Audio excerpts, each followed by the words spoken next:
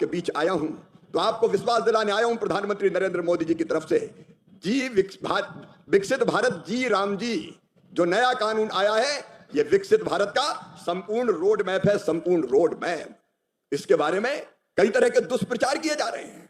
और गरीबों का रोजगार छिन जाएगा, गांव का विकास नहीं होगा, इसमें जो मैट्स हैं, रोजगार सहायक हैं, उनका काम धंधा छिन जाएगा। अभी डॉक्टर साहब आपको विस्तार से बता रहे थे और मैं बंगाली का एक एक शब्द समझ रहा था और आत्मसात कर रहा था। कितनी प्यारी और मधुर भाषा है बंगाली, सचमुच में इसमें एक अद्भुत और अलग तरह की मिठास बंगाली में झलकती है। डॉक्टर साहब ने विस्तार से बताया, लेकिन कई तरह के जो दुष्प्रचार हो रहे हैं, गांव का विकास नहीं होगा। कांग्रेस ने कभी गांव का विकास किया? सीपीएम ने कभी गांव का विकास किया? अगर वास्तव में हिंदुस्तान कहीं बसता है तो वो अपने गांव में बसता है। महात्मा गांधी कहते थे भारत गांव का देश है, भारत की आत्मा गांव में बसती है और गांव अगर समाप्त हो गए तो भारत समाप्त हो जाएंगे। सीपीएम वालों ने गांव समाप्त करने का पाप किया, लेकिन गांव के विकास का नया अध्याय अगर लिखा जा रहा है तो नरेंद्र मोदी जी के नेतृत्व में और डॉक्टर माणिक साहा जी के नेतृत्व में लिखा जा रहा है। मैं ग्रामीण विकास के अलग अलग पहलू है, लेकिन मैं विकसित भारत जी राम जी योजना के बारे में बात करूंगा। अभी डॉक्टर साहब बता रहे थे, मैं फिर दोहरा रहा हूं। यहां ग्राम प्रधान बैठे हैं, मेरे ग्राम प्रधान बहनों और भाइयों, 100 दिन के बजाय 125 दिन का रोजगार ये मोदी की गारंटी है। और मोदी की गारंटी का मतलब है गारंटी पूरा करने की गारंटी। हम मांगने पे 100 दिन नहीं, 125 दिन का रोजगार देंगे। और ये हम ऐसे ही नहीं कह रहे। अभी केंद्रीय बजट डॉक्टर साहब आपने देखा होगा, विपल जी तो वहां थे, केंद्रीय बजट में इस योजना के लिए जो प्रावधान किया है वो है 95,600 करोड़ रुपया, और उसमें राज्य का अंश मिला दिया जाए तो कुल बजट का, मेरी बात ध्यान से सुने सब जनप्रतिनिधि, कुल बजट इस साल विकसित भारत जी राम जी योजना के अंतर्गत है 1,51,282 करोड़ रुपया। कितना है एक बार मेरे साथ बताइए ताकि सारा हिंदुस्तान सुन ले और त्रिपुरा के गरीब भी सुन ले। 1,51,000, मेरे साथ बोलिए, 1,51,282 करोड़। और 55,000 करोड़ रुपया इसमें फाइनेंस कमीशन का भी है जो सीधे पंचायतों के खाते में जाएगा। तो 1,51,282 करोड़ और उसमें जोड़ दो 55,000 करोड़ तो कितने करोड़ हो गए? 2 लाख करोड़ से ऊपर निकल गए। और पंचायतें कितनी है पूरे देश में? 2,86,000 पंचायतें हैं और 2 लाख करोड़ से ज्यादा एक ही साल में आएगा। तो 5 साल में कितना आएगा? 10 लाख करोड़ रुपया गांव के विकास के लिए आएगा। ताली बजा के अभिनंदन कीजिए नरेंद्र मोदी जी का।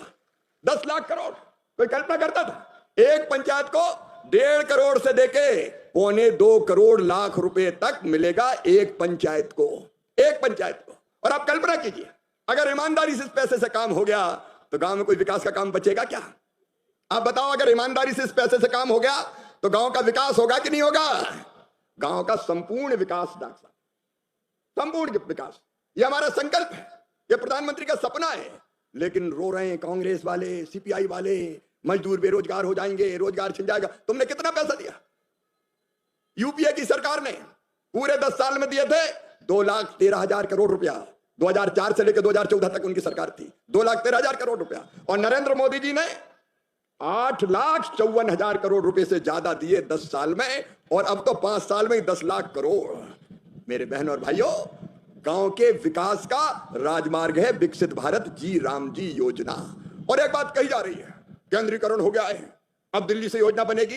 अरे केंद्रीकरण तुम करते थे, डिसेंट्रलाइजेशन विकेंद्रीकरण भारतीय जनता पार्टी की सरकार की, एनडीए की सरकार की विशेषता है। ग्राम प्रधान कौन कौन है? जरा हाथ उठाइए, ग्राम प्रधान हाथ उठाइए जितने बैठे।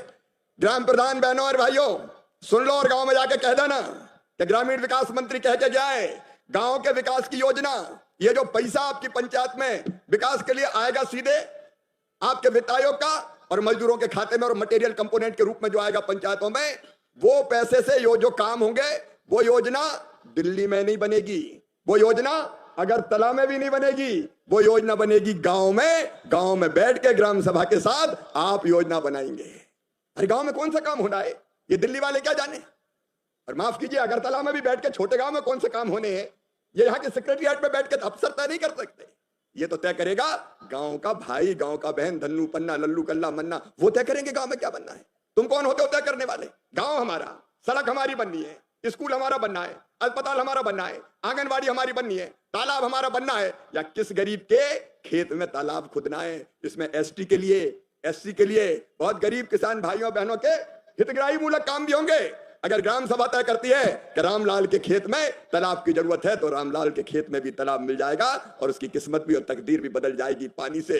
कौन से काम तय करना है, ये गांव तय करेगा। हाँ, इतना जरूर आग्रह किया है कि एक जल संरक्षण के काम, पानी बचाने के काम, अमृत सरोवर बहुत अच्छे बने हैं। अभी मैंने देखा है प्रेजेंटेशन में, अमृत सरोवर बनाने का, तालाब बनाने का, चेक डैम बनाने का, स्टॉप डैम बनाने का, बोरी बंधान बनाने का, पुराने तालाबों के जीर्णोद्धार का, ये सारे काम आप उसके अंदर कर सकते हैं। पानी अगर रहेगा तो खेती बढ़िया होगी और इंसान की जिंदगी भी अच्छी चलेगी, क्योंकि जल ही तो जीवन है। रही मन पानी राखिए, बिन पानी सब सून, पानी मिले न उबरे, मोती मानस चून। तो इसमें पानी के काम हो सकते हैं। और दूसरे, हालांकि डॉक्टर साहब ने बताया है, लेकिन मैं फिर दोहरा रहा हूं, गांव के इंफ्रा के कोई भी काम आप हाथ में ले सकते हो। पुल पुलिया, नाली, सड़क, स्कूल, आंगनबाड़ी भवन, खेत की सड़क, जो आपकी मर्जी हो वो आप बनाइए। ये पूरी छूट आपको इस कानून के अंतर्गत दी गई है।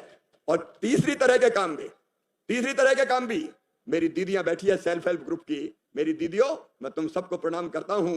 नारी तू नारायणी। और त्रिपुरा में तो सेल्फ हेल्प ग्रुप का इतना अच्छा काम कर रहा है, चल रहा है। 1,08,000 दीदियां भी मैंने देखा, लखपति बन गई है। लेकिन त्रिपुरा में दीदियों, एक भी दीदी को गरीब अब नहीं रहने देंगे, हर दीदी लखपति बनेगी, यह हमारा संकल्प है। और सेल्फ हेल्प ग्रुप के लिए अगर किसी सेट की जरूरत है तो आप बनाइए। एफपीओ को कोई और चाहिए ऐसी रचना जिसमें वो ट्रेनिंग दे, दूसरे काम करे, वो आप बनाइए। टैक्स के लिए कुछ करना है तो वो बनाइए। और डॉक्टर साहब बता रहे थे, बाढ़ से बचने के लिए, आपदा राहत के लिए, ड्रेनेज के सिस्टम के लिए कोई चीज बनाना है तो वो बनाइए। गांव के विकास की सारी चीजें बना सकते हैं। और एक बात और, अभी डॉक्टर साहब ने मुझे बताया कि हाँ, कुछ दिन से मजदूरी के पैसा डिले हुआ है। डॉक्टर साहब आपने बताया, फोन पर ही मैंने निर्देश किया है, आज ही पैसा रिलीज हो रहा है। ग्राम प्रधान भाइयों, केवल बैंक वहां से यहां आने में 2-3 दिन का समय बैंक की पूरी प्रोसेस करने में लगता है, सबके खाते में पैसा आ जाएगा। कोई मजदूर चिंता ना करे। मामा कृषि विकास मंत्री है, खबर लग गई तो कोई कसर थोड़ी छोड़ेगा। चिंता करने की कोई जरूरत नहीं है। डॉक्टर साहब आपका फोन आ जाए तो तुमने पुकारा और हम चले आए, तुरंत करने का काम करेंगे, तो इसमें देर नहीं लगेगी। और अब यह तय कर दिया है, काम अगर नहीं मिला मांगने पे तो क्या दिया जाएगा? बेरोजगारी भत्ता। काम नहीं मिला मांगने पे तो क्या दिया जाएगा? जोर से बोल के बताइए भाई बहनों, क्या मिलेगा? जोर से बताइए। बेरोजगारी भत्ता, बेरोजगारी भत्ता। और अगर देर से मिला तो डॉक्टर साहब वो प्रावधान भी कर दिया है। अगर देरी से मिला तो विलंबित मजदूरी देनी पड़ेगी। और इसलिए आगे देरी का कोई चांस ही नहीं है, कानून में ही चांस खत्म कर दिया। टाइम पे मजदूर को पैसा, 15 दिन से ज्यादा देर हुई तो ब्याज भी देना पड़ेगा ऊपर से मजदूर को। बोलो ठीक है कि नहीं है? अरे सब जोर से बोलो, ठीक है कि नहीं? देर से क्यों दोगे? बेचारा गरीब काम कर रहा है, 4 दिन मजदूरी लेट होगी तो खाएगा क्या वो? और इसलिए इसमें विलंबित मजदूरी पर अलग से पैसा देने का प्रावधान है। पूरा न्याय और सच्चा न्याय अगर कानून में किसी में है तो वह विकसित भारत जी राम जी योजना के अंतर्गत। डॉक्टर साहब ने बता दिया, मैं फिर दोहरा रहा हूं क्योंकि मैं बहुत ध्यान से आपका भाषण सुन रहा था। इसमें जो प्रशासनिक व्यय है अभी 6% था, 6%, अब वो बढ़ा के कर दिया है 9%। मतलब 1,51,282 करोड़ में से 13,000 करोड़ रुपए हमने निकाल दिए हैं इसके प्रशासनिक व्यय के लिए। इसमें रोजगार सहायक को क्या कहते हैं? ग्राम पंचायत, ग्राम रोजगार सहायक। जो ग्राम रोजगार सहायक है भैया सुन लेना, तुम्हारी तनख्वाह सुनिश्चित है। 6% से बढ़ा के 9% कर दिया हमने। मैट हो, टेक्निकल स्टाफ हो, कोई चिंता मत करना, सबके लिए तनख्वाह की पूरी व्यवस्था कर दी है। और अफसर भैया ये ध्यान रख लेना कि गाड़ी माड़ी में ज्यादा खर्चा मत करना, पहले ये तनख्वाह बांट देना। अब 13,000 करोड़ का इंतजाम हमने कर दिया है तो इनकी तनख्वाह में देर नहीं होनी चाहिए। मैं त्रिपुरा की बात नहीं कर रहा, कई राज्य में 2-2, 3-3 महीने तनख्वाह नहीं देते तो परेशान रहते, इसलिए अब उस परेशानी को भी पूरी तरह से समाप्त कर दिया है। ग्राम रोजगार सहायक जिंदाबाद, मैट बहन भी जिंदाबाद, तुम्हारा भी रोजगार सुनिश्चित है और तनख्वाह समय पर सुनिश्चित करने का काम किया है। और अब ये भड़का रहे हैं, एसटी को नुकसान हो जाएगा, एसटी को नुकसान हो जाएगा। एसटी, एससी, दिव्यांग, हमारी विधवा बहन, महिलाएं, इन सबको प्राथमिकता देने का इसमें प्रावधान किया गया है। किसी को कोई घाटा नहीं होगा, सबका ध्यान इसमें रखा गया है। और एक बात और, कई बार ये बात आती थी, डॉक्टर साहब ने भी कहा है, मैं फिर दोहरा रहा हूं। अब तो डॉक्टर साहब आप मान गए कि बंगाली पूरी तरह से समझाऊं मैं आपको। उसमें जब आपने भी कहा है, मैं भी दोहरा रहा हूं कि ऐसा समय जो एग्रीकल्चर खेती के लिए पीक का टाइम होगा, उस समय कई बार खेती में भी रोजगार मिलता है। तो 100 से 125 दिन करते हुए यह अधिकार राज्य सरकार को दिया है कि जब खेती का काम पीक पे हो तो उस समय अधिकतम 60 दिन वो टुकड़ों में हो सकते हैं। जो सीजन अलग अलग आते हैं उसमें 15 दिन 20 दिन करके 3 बार में भी कर सकते हैं। तो 60 दिन अधिकतम ये इस कानून के अंतर्गत ये विकसित भारत जी राम जी के अंतर्गत काम बंद रहेगा, ताकि खेती बाड़ी का काम भी चल सके। तो किसानों की भी